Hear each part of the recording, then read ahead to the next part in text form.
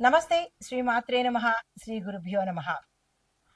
అయితే ఈ బుధ సంచారము డబల్ ధమాకా అంటే గోచార రీత్యా వక్రగతిలోను ఈ రెండిటి యొక్క ఫలితాలు మేషాది ద్వాదశ రాశుల వారికి ఎలా ఉండబోతోంది అనే అంశంలో ముందుగా మేషరాశి వారికి ఇందులో ఉన్న విద్యార్థులకు చూసుకున్నట్టయితే చదువులో గమ్యము స్పష్టంగా తెలుస్తుంది.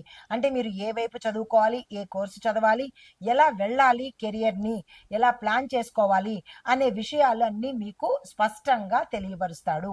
దీంతో పాటు లాజికల్ సబ్జెక్ట్స్ ఎవరైతే తీసుకున్నారో వారికి విశేషమైన అభివృద్ధి కనబడుతోంది. తరువాత ఉద్యోగస్తులకు చూసుకున్నట్టయితే కమ్యూనికేషన్ స్కిల్స్ వలన మాత్రమే మీకు ఈ సమయంలో గుర్తింపు కలుగుతుంది. దాన్ని పెంచుకునే ప్రయత్నం చేసుకోండి. వాణిజ్య మార్కెటింగ్ ఉద్యోగాలకు శుభ సూచనలు, శుభ వర్తమానాలు, శుభవార్తలు జరిగే అవకాశం కనబడుతోంది. తర్వాత వ్యాపార పరంగా చూసుకున్నట్టయితే డీల్స్ క్లోజ్ చేయడానికి, అంటే మీరు ఏదైనా డీల్ తీసుకుంటే, ఒప్పందం చేసుకుంటే వాటిని క్లోజ్ చేసేయడానికి ఇది సమయం కాబట్టి ఆ ప్రయత్నాలు తప్పనిసరిగా చేసుకోండి. ఇంకా వ్యవసాయదారులకు చూసుకున్నట్టయితే ధాన్యం విత్తనాల మీద ఖర్చు ఎక్కువగా పెరిగే అవకాశం ఉంది. అది ఎంతవరకు ఏమిటి అనేది ప్రతి ఒక్క రైతు ప్రణాళిక వేసుకుని, ప్లాన్ వేసుకుని దాని ప్రకారం ఖర్చు పెట్టుకునే ప్రయత్నం చేసుకోండి. కానీ మీరు ఈ సమయంలో ఏ పంటలు వేసినా, ఏ పనులు చేసినా బుధుడు మీకు లాభాన్నే ఇవ్వబోతున్నాడు.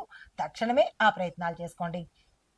తర్వాత ఆరోగ్యపరంగా చూసుకున్నట్టయితే మానసిక ఒత్తిడి చాలా ఎక్కువగా కలిగిస్తున్నాడు. దాన్ని కంట్రోల్ చేసుకునే ప్రయత్నం తప్పనిసరిగా చేసుకోండి. కుటుంబపరంగా చేసినట్టయితే ఇందాక అనుకున్నట్టుగా మాటలు ప్రతి అంశంలోనూ, ప్రతి రంగంలోనూ, ప్రతి మనిషి మాటలను ఈ సమయంలో జాగ్రత్తగా వాడుకోవాలి. మాటల వల్ల కుటుంబాల్లోనూ, బంధువుల్లోనూ, మీ ఉద్యోగాల్లోనూ, వ్యాపారాల్లోనూ మీరు విశేషమైన నష్టాన్ని చవిచూడవలసి వస్తుంది. అది ఏ పరంగానైనా సరే మాటలు జాగ్రత్తగా పెట్టుకోండి. బుధుడు వాక్కు మీద ప్రభావాన్ని చూపిస్తున్నాడు. అయితే శాంతంగా స్పందించండి, కోపోద్రేకాలకు దూరంగా ఉండండి. ఐటీ కమ్యూనికేషన్ చూసినట్టయితే కనుక ఐటీ రంగంలో కమ్యూనికేషన్ విభాగంలో దీనికి సంబంధించిన ప్రాజెక్ట్స్ మీకు లాభదాయకాన్ని కలిగిస్తాయి. తర్వాత హస్తకళలు, కాంట్రాక్ట్దారులు చూసుకున్నట్టయితే కొత్త కొత్త డిజైన్లు మీరు మార్కెట్లోకి ప్రవేశపెట్టండి. కాంట్రాక్టులకు అంటే కాంట్రాక్ట్దారులు ఏదైనా చర్చలు జరిగిన తర్వాత మాత్రమే మీకు అవి పొందే అవకాశం కనబడుతోంది. అది ఒక రకంగా చాలా మంచిదే. అయితే రాజకీయ నాయకులు చూసినట్టయితే కనుక మీ యొక్క ప్రసంగ శైలి, మీరు మాట్లాడే విధానము, మీ వాక్చాతుర్యము ప్రజలను చక్కగా ఆకట్టుకుంటుంది. అయితే సినిమాలు, క్రీడా వారిని చూసినట్టయితే కనుక స్క్రిప్ట్ రైటర్లకు, కామెంటరీ చెప్పే వాళ్లకు, యాంకరింగ్ ఒక్కటి గుర్తుపెట్టుకోండి, బుధుడు ఈ సమయంలో కమ్యూనికేషను, వాక్కు, మాట ఇలాంటి రిలేటెడ్ వాటికి విశేషమైన ఫలితాలు ఇవ్వబోతున్నాడు. Weather it is good or bad, కాబట్టి జాగ్రత్తగా చూసుకోండి. అయితే మీకు సంబంధించిన చెప్పదగిన మంత్రము, బుధుణ్ణి మీరు అనుగ్రహం చేసుకోవాలి, బుధుడు అనుగ్రహం పొందాలి అంటే కనుక బుధగ్రహాన్ని పూజించండి. దానికి ఒక చిన్ని మంత్రాన్ని ఇస్తాను. తప్పనిసరిగా 70 రోజుల పాటు ప్రతిరోజు చదువుకునేటట్టుగా 21 సార్లు చదువుకోండి. ఓం బుం బుధాయ నమః. చాలా చిన్ని మంత్రం కదా, దీనికి కూడా పోస్ట్ పోన్ చేయకండి, డిస్కౌంట్లు అడగండి. అయితే మీరు చేయవలసిన పరిహారము, ఆకుపచ్చ వస్త్రాలను తప్పనిసరిగా దానంగా ఇవ్వండి. తులసిని మొక్క కూడా దానంగా ఇచ్చుకున్నట్టయితే కొంత ఉపశమనం కలిగే అవకాశం కనబడుతోంది. అయితే మరి ఒకటి, ఆకుపచ్చ వస్త్రాలతో పాటు ఆకుపచ్చ పప్పు ధాన్యాలను కూడా దానంగా ఇచ్చుకుంటే జాతకంలో ఉండే దోషాలు ఏమైనా ఉంటే పోతాయి.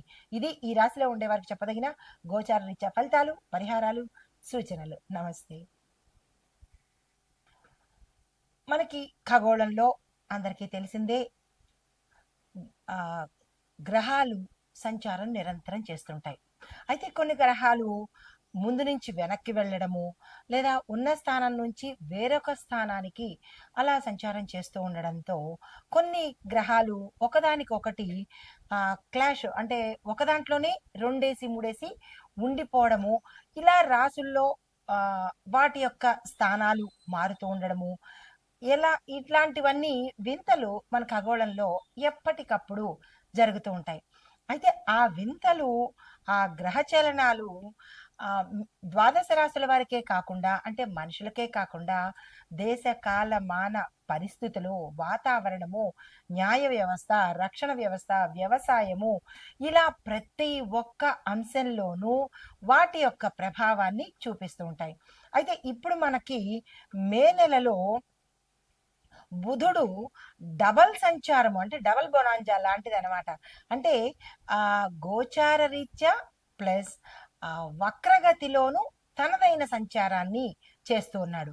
అయితే ఈ సంచారము మే 10వ తారీఖు, అంటే ఇంకా రాబోయే కాలంలో ముందుగా మేషరాశి నుంచి తన సంచారాన్ని మొదలు పెడుతూ మే 10ని, అంటే మే 10కి ముందు నుంచి మేషంలోకి వస్తూ మే 10వ తారీఖు కల్లా ఏం చేస్తున్నాడు, మళ్ళా వెనక్కి వెళ్ళి తిరోగమనంలో మేషరాశిలోంచి రిట్రోగ్రేట్ అవుతున్నాడనమాట. అయితే ఈ రిట్రోగ్రేట్ అవ్వడం వల్ల 31వ తారీఖున ఇలా వెనక్కెళ్ళి ముందుకొచ్చి మళ్ళా వెనక్కెళ్ళి ముందుకొచ్చేటప్పటికి మనకి మే 31, అంటే ఈ నెల ఎండింగ్ వరకు వచ్చేసేటప్పటికి దాంతో పాటు మే 31 నుంచి మళ్ళీ ఎక్కడికి వెళ్తున్నాడు, జూన్ నెలలో వృషభ రాశిలోకి, అంటే ఈ మే నెలంతా ముందుకి వెనక్కి తిరుగుతూ జూన్ మొదటి దగ్గరికి వచ్చేటప్పటికి వృషభ రాశిలోకి ప్రస్థానం చేస్తున్నాడు. అయితే ఈ ముందుకి వెనక్కి తిరగడంలో తనదైన శైలిలో ఎలాంటి ఫలితాలు ఇస్తున్నాడు అంటే, ఏ ప్రభావితం అవుతున్నాయి, మన భారత పంచాంగం ప్రకారము బుధుడు వాణిజ్యం మీద ఎక్కువగా చూపిస్తున్నాడు. దీంతో పాటు కమ్యూనికేషను, చదువు, ట్రాన్స్పోర్టు, ఐటీ, మీడియా, డేటా, న్యాయ వ్యవస్థ, వ్యాపార లావాదేవీల మీద తనదైన బలమైన ప్రభావాన్ని చూపిస్తున్నాడు. అంటే ఈ రంగాలు చాలా ఎఫెక్ట్ అవ్వబోతున్నాయి. వెదర్ ఇట్ ఈస్ గుడ్, మంచిగాను, లేదా అంటే చెడుగాను ప్రభావాన్ని చూపించబోతున్నాడు. అయితే కొన్నిటి మీద మంచి ప్రభావాలు, మరికొన్నిటి మీద మిశ్రమ ప్రభావాలు చూపిస్తున్నాడు. అయితే దీన్ని మనము ఏ విభాగాల వారీగా నేను మీకు అందించబోతున్నాను. ఏ విభాగానికి ఎలాంటి ప్రభావాన్ని చూపిస్తున్నాడు, దానికి మనమేం చేసుకోవాలి అనే అంశాలలో ముందుగా ఎకానమీ అనగా నెంబర్ 1, మొదటిది ఆర్థిక రంగం మీద ఎలాంటి ప్రభావం చూపిస్తున్నాడంటే, స్టాక్ మార్కెట్లు వాయిలటీ అవుతుంది, అంటే ఊగిసలాడటం, డోలాయమానంగా ఉంటూ ఉంటాయి. అంటే సరిగా ఉంటుందా ఉండదా అనిశ్చిత స్థితిలోకి ఈ స్టాక్ మార్కెట్లు వెళ్ళిపోతాయి. తర్వాత బులియన్ మార్కెట్లో వెండి బంగారంలో తేడాలు చాలా స్పష్టంగా కనిపిస్తాయి. తర్వాత కమ్యూనికేషను, ఐటీ రంగము, టెలికాం కంపెనీల్లో షేర్ల యొక్క విలువలు మారుతూ ఉంటాయి. గతంలో ఎక్కువగా ఉంటే ఇప్పుడు తగ్గడము, లేదంటే గతంలో తక్కువగా ఉంటే ఇప్పుడు పెరగడము, ఇలాంటి ఫ్లక్చుయేషన్స్, హెచ్చు తగ్గులు జరిగే అవకాశము మనకి ఈ అంశాల్లో కనబడుతోంది. అయితే ఎగుమతి దిగుమతి విషయాలలో చూసుకున్నట్టయితే, ఎక్స్పోర్ట్ ఇంపోర్ట్లో చూసుకున్నట్టయితే కనుక మళ్ళా ఒక్కసారి మనం వాటిని సమీక్షించుకోవాలి. మనం అంటే దేశం అన్నమాట. దేశ వ్యవస్థ ఒకసారి సమీక్ష చేసుకోవాలి, ఎలా ఉండబోతోంది అనేది ఆర్థిక రంగ నిపుణులు వాటిని చెక్ చేసుకోవాలి. తర్వాత బడ్జెట్ లేదా పన్నుల విషయాలలో, ఎన్నికల విషయాలలో మధ్యంతరంలో మార్పులు సంభవించే అవకాశం కూడా ఇక్కడ కనబడుతోంది. అయితే మనం ఏ రకంగా జాగ్రత్తలు తీసుకోవాలి వీటి మీద అంటే కనుక, వ్యాపారులు, అంటే ఏ వ్యాపారం చేసిన వాళ్ళైనా అయోమయావస్థలో పడిపోతారు. నష్టం వస్తుందా, లాభం వస్తుందా, వాళ్ళకి ఏమిటి తెలియని పరిస్థితిలోకి వెళ్ళిపోతాడు. తర్వాత ఏదైనా లావాదేవీలు చెయ్యాలి అంటే కనుక దానిలో పూర్తిగా లేట్లు అయిపోతాయి, అంటే జాప్యం ఎక్కువైపోతుంది. ఇవాళ అనుకున్న పని మరో వారం రోజులకు అవ్వడము, ఇలాగా ప్రతి అంశంలోనూ లేటు అనేది కనబడుతూ ఉంటుందన్నమాట. తర్వాత పెద్ద పెద్ద పెట్టుబడులు మనం కనుక తీసుకున్నట్టయితే, అంటే క్రోర్స్ ఆఫ్ రూపీస్లో కనుక పెట్టుబడులు పెట్టాలి అంటే కనుక మే మధ్య వరకు, అనగా మే 15వ తారీఖు వరకు మీరు పోస్ట్ పోన్ చేసుకునే ప్రయత్నం చేయండి. ఈ ఆర్థికానికి సంబంధించిన, లేదంటే వ్యాపారస్తులు కానీ పెట్టుబడుల జోలికి అంత త్వరగా వెళ్ళకండి. 15వ తారీఖు వరకు టైం తీసుకోండి, వాయిదా వేసుకోమని చెప్పదగిన ప్రత్యేకమైన సూచన. అయితే మీరు ప్రత్యేకంగా వ్యాపారులు ఏం పరిహారం తీసుకోవాలి అంటే కనుక, బుధగ్రహానికి సాధ్యమైనంత దానాలు కానీ, శాంతి పూజలు కానీ, హోమాలు కానీ, జపాలు కానీ చేయించుకున్నట్టయితే కొంత ప్రభావము తగ్గుముఖం పట్టే అవకాశం ఉంది. తర్వాత దానంగా ప్రతి వ్యాపారి, అన్ని రాసుల్లో ఉన్న వ్యాపారస్తులు, ఇది ఓవరాల్ గా చెప్పేది, రాశి వైజ్ గా చెప్పేది కాదు, కాబట్టి ఈ ప్రతి రాశిలో ఉన్న వ్యాపారస్తుడు ఆ దానాలు ఇచ్చుకోవడం ప్రయత్నం చేయండి. అయితే ఇవ్వడం మాకు ఇష్టం ఉండదు, మేము ఎంతసేపు పుచ్చుకోవడమే అని అనుకుంటే కనుక బుధుడు ఇచ్చేది కూడా మీరు పుచ్చుకోక తప్పదు. కాబట్టి ఆ దానాలు ఇచ్చేవి అనేవి తప్పనిసరిగా చేసుకోండి, మీ మీ యథాశక్తి. అయితే తరువాత న్యాయ వ్యవస్థని చూసినట్టయితే, అంటే జ్యుడిషరీ లీగల్ రిఫార్మ్స్ కనుక చూస్తే, వాదనలు, తీర్పుల యొక్క ప్రకటనలు చాలా ఆలస్యం అవుతాయి. అంటే ఎక్కువగా టైం తీసుకునేటట్టుగా, పోస్ట్ పోన్ అయ్యేటట్టుగాను, ఎక్కువ వాయిదాలు పడేటట్టుగాను, తీర్పు కూడా లేట్ అయ్యేటట్టుగా ప్రభావం గోచరిస్తోంది. అయితే కొన్ని కేసుల మీద మళ్ళా తిరిగి తిరిగి దాన్ని ఓపెన్ చేయడము, మళ్ళా పునర్విమర్శ చేసుకోవడము, మళ్ళా దాన్ని తిరిగి ఆలోచన చేసుకోవడము, ఇలాంటివి జరిగే అవకాశాలు కనబడుతున్నాయి. అయితే ఎక్కువగా బహుళ అభిప్రాయాలు, అంటే ఎక్కువ మంది అభిప్రాయాలు ఉండడం వల్ల తీర్పులో స్పష్టత, క్లారిటీ మిస్ అవుతాము. అంటే ప్రతి ఒక్కళ్ళు చెప్పేవాళ్ళే, ఇలా చేస్తే బాగుంటుంది, అలా చేస్తే బాగుంటుంది. ఈ న్యాయ వ్యవస్థ దగ్గరికి వచ్చేటప్పటికి కొన్ని కేసులు మళ్ళా తిరిగి పునర్విచారణ చేయవలసిన పరిస్థితి ఏర్పడుతుంది. దీంతో పాటుగా బహుళ అభిప్రాయాలు, అంటే ఒక్కొక్కళ్ళు ఒక్కొక్క అభిప్రాయం చెప్పడము, ఒక్కొక్క తీర్పు ఇవ్వడం వల్ల ఏమవుతుందంటే తీర్పుల్లో క్లారిటీ మిస్ అవుతోంది. దానివల్ల స్పష్టమైన తీర్పులు ప్రజలకి అందుబాటులో లేనట్టుగా కనబడుతుంది. దీనికి పరిహారం ఏం చేయాలి అంటే కనుక, ప్రభుత్వం తరపు నుంచి కోర్టు సంబంధిత కేసులకు తగిన పర్యవేక్షణ పెట్టడం కానీ, లేదంటే దానికి సంబంధించిన నియామకాలు ఏర్పాటు చేసి ఒక క్లారిటీకి వచ్చేటట్టుగాను, ప్రజల్లో కన్ఫ్యూజన్ లేకుండా చేసేటట్టు చేసుకోవాలి. తర్వాత వాతావరణ పరిస్థితులు చూసుకున్నట్టయితే, వెదర్ అండ్ న్యాచురల్ ఫోర్సెస్ కనుక చూస్తే దీని యొక్క ఫలితాలు ఎలా ఉంటున్నాయంటే, క్లైమేట్ చేంజెస్, డిబేట్ అంటే ఏం లేదు, క్లైమేట్ ఒక్కొక్కసారి హార్ష్ గాను, ఒక్కొక్కసారి స్లో గాను, ఒక్కొక్కసారి విపరీతమైన ఎండలు, ఒక్కొక్కసారి విపరీతమైన గాలులు, ఇలాగా ఏది మనకి కాన్స్టెంట్ గా తెలియని పరిస్థితి, ఏ క్షణాన ఎలాంటి వాతావరణం ఉంటుందో అనేటటువంటిది తెలియని పరిస్థితి. అయితే మే నెలాఖరుకు మాత్రము ఊహించినటువంటి వర్షాలు, సునామీలు, ఈదురుగాలులు, విపరీతమైన ఫోర్సుతో కూడినటువంటి ఈదురుగాలులు వచ్చే అవకాశము మే నెలాఖరులోకి వచ్చే అవకాశం ఉంది. అయితే దీనికి తగ్గ మనం జాగ్రత్తలు ఏం తీసుకోవాలి అంటే కనుక, ట్రాన్స్పోర్ట్ డిపార్ట్మెంట్ వాళ్ళు ఎప్పటికప్పుడు వాళ్ళ ఎలక్ట్రిక్ పోల్స్ని కానీ, వాళ్ళ తాలూకా ఎక్స్చేంజ్లు కానీ జాగ్రత్తగా పర్యవేక్షించుకోవాలి. కమ్యూనికేషన్ వ్యవస్థలో ఉండే వాళ్ళు కొన్ని అంటే జాగ్రత్తలు తీసుకొని, అంటే అంతరాయం కలగనటువంటి జాగ్రత్తలు తప్పనిసరిగా ఈ సమయంలో ముందుగా తెలుస్తోంది కాబట్టి జాగ్రత్తలు తీసుకోండి. తర్వాత రక్షణ విభాగము, డిఫెన్స్ అండ్ ఇంటర్నల్ సెక్యూరిటీ, ఈ విభాగంలో బుధుడి యొక్క ఫలితాలు ఎలా ఉంటున్నాయంటే, ఇంటెలిజెన్స్ మరియు కమ్యూనికేషన్ వ్యవస్థల్లో మనకి విపరీతమైన మార్పు చేర్పులు జరిగే అవకాశం ప్రస్ఫుటంగా కనబడుతోంది. అయితే సైబర్ బహిరంగ ప్రయోగాలు, డిజిటల్ దాడులు కూడా జరిగే అవకాశాలు కూడా కనబడుతోంది. ప్రతి ఒక్కళ్ళు, మొబైల్ ఉన్న ప్రతి ఒక్కళ్ళు ఏదైనా లావాదేవీలు చేసుకోవాలన్నా, లేదా అంటే మాటలు మాట్లాడుకోవాలన్నా అప్రమత్తంగా ఉండాలి. ఎవరు కనిపెట్టరు కదా అంటే, మన దగ్గరున్న ఈ ఒక్క మొబైల్ చాలు, అదే పెద్ద స్పై కెమెరా అన్నమాట. చాలా జాగ్రత్తగా, అప్రమత్తంగా మొబైల్ ఉన్న ప్రతి ఒక్కళ్ళు జాగ్రత్తగా ఉండవలసిందే ఈ సమయంలో.